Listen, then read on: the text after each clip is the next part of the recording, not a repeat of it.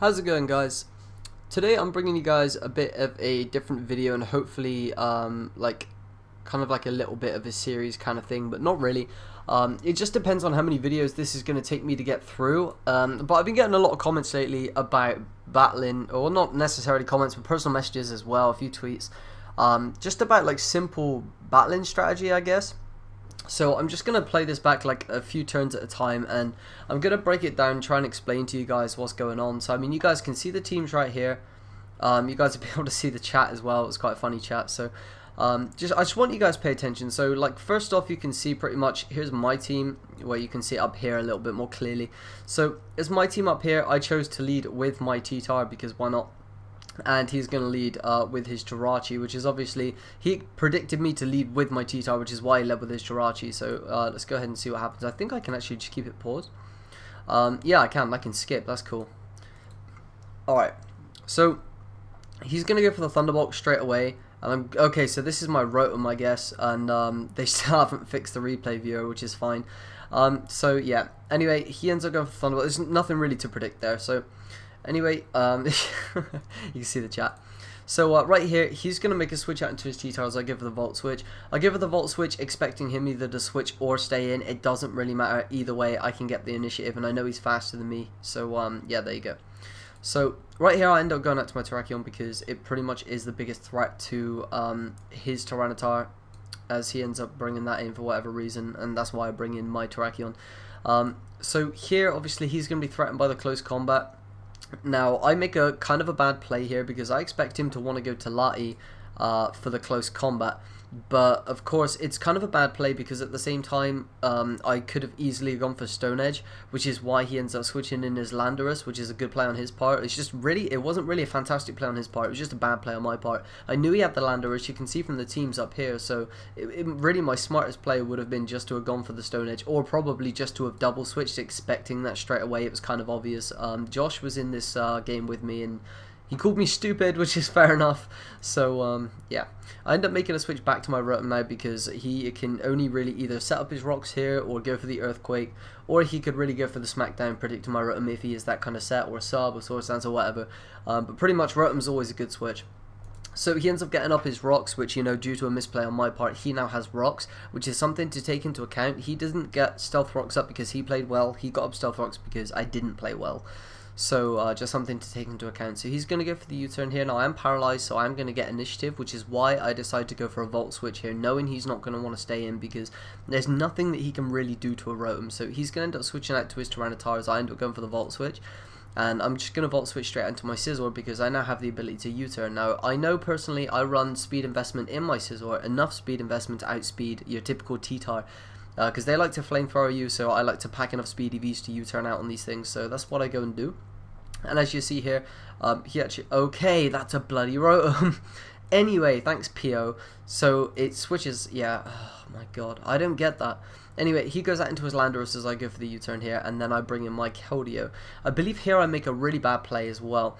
So, let's see what I do. So, you guys know this this guy's team, so he ends up going out into his own Rotom. Now, the reason why I go for the Hidden Power Ice was not because he had a Landorus out, it was actually because he had a Latias, which could have taken either the Secret Sword or the Hydro Pump.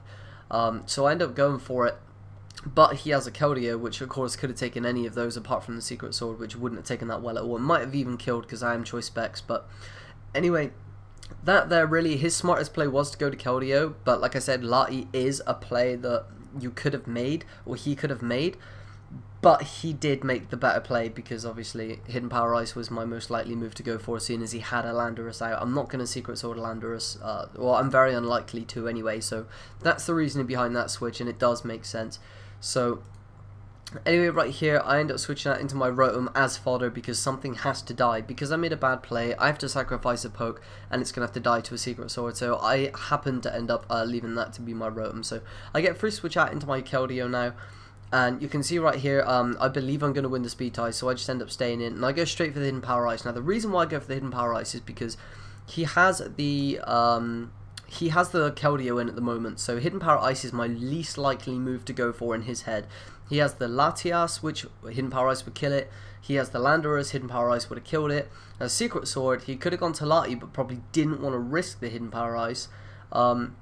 but he ended up just going to Landorus because I guess he wanted to waste Landorus as opposed to wasting his Latias. So I really kind of outplayed him there, and it kind of worked out for me. So, you know, it was not really ballsy, seeing as it was kind of obvious to me that that was what was going to happen.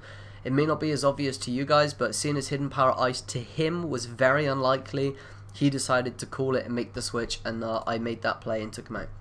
So now Terrakion's going to come in. Now Terrakion is a problem. I do have a Gliscor, and at this point I was debating whether to predict him to predict my Gliscor or not, but really the only thing he could do is double switch. Now I knew that, and I can't remember what play I make here, so let's have a look. I do end up going out into my Gliscor, as he does end up making a double to his Rachi. So again, I knew he was going to make the play, but I didn't act on it because I didn't really know what he wanted to do or what he could have done in this situation. But now I know if he is going to double switch, Jirachi would be his double switch to his Gliscor, which is odd to me.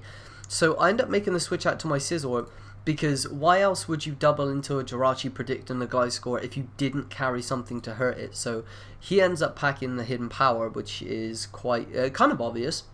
I'm not saying it's obvious for the set, but it's obvious seeing as he doubled in on my Gliscor, if you guys see what I'm saying. So there we go. So he ends up going for the Fire Punch now, which is quite funny, because Fire Punch is something, as you see here, I say on it's not on a Scarf set, because it's kind of typical on a Scarf Jirachi set, but on a non-Scarf Jirachi set to see Hidden Power Ice and Fire Punch, that was unexpected, so he did catch me completely off guard. So I'm free to bring on my Keldeo, and I can go for the Secret Sword now, as you know, I hit pretty much anything other than Lati, so I just end up hitting him with that. And right here I'm going to send out my Tyranitar. Now I make a really bad play. He ends up going for the Surf here, and as I bring it in, which is fine. Now you see here, I end up double switching, predicting him to switch out, predicting my Pursuit, I believe, or Crunch, sorry, Crunch. So I end up going out to my Keldeo, and I get packed with a Surf. And now I've pretty much lost my Keldeo. It's kind of useless at this point now. He ends up going for the Roost, as I end up missing the Hydro Pump, which is just stupid. I should have just gone for the Hidden Power right there and then, but I was fearing him to switch into... what does he have for this? I believe he has Keldeo. Or did I kill it? I don't know. There must have been a reason. Terrakion maybe? So, even though it's really ballsy to bring in the Terrakion, it's unlikely. But yeah, but basically I should have just stayed in. As Josh said, I should have stayed in and gone for the Crunch, because he was fearing the Pursuit. So that would have been a much better play, and I made a bad play. And I lose my Keldeo because of it, and I now risk actually losing the entire match. So, I end up going out into my T-Tar. Okay, it's my T-Tar. I believe it's my T-Tar. And then right here, he's telling me Expert Belt. He's going to hit me with a Surf, and I'm just going to stay in and kill him with a Crunch this time. Because he stays in knowing that obviously if I didn't go for Pursuit last time and over-predicted, he knows I'm going to go for it this time, but I actually don't carry it, so I end up going for the Crunch. So he brings in Keldeo. Again, at this point, I have to fodder. There's nothing I can switch to because it will die.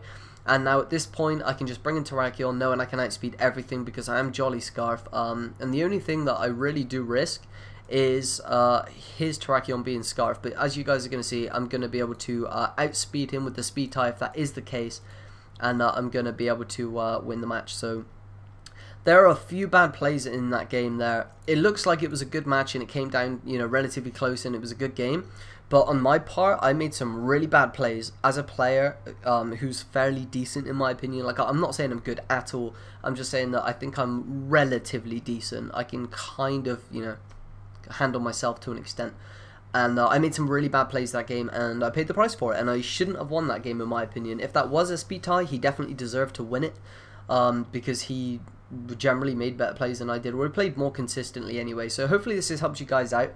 If you want more videos like this, leave a comment below and let me know. That'd be great, and I guess I will catch you guys hopefully for another one tomorrow. So see you guys later.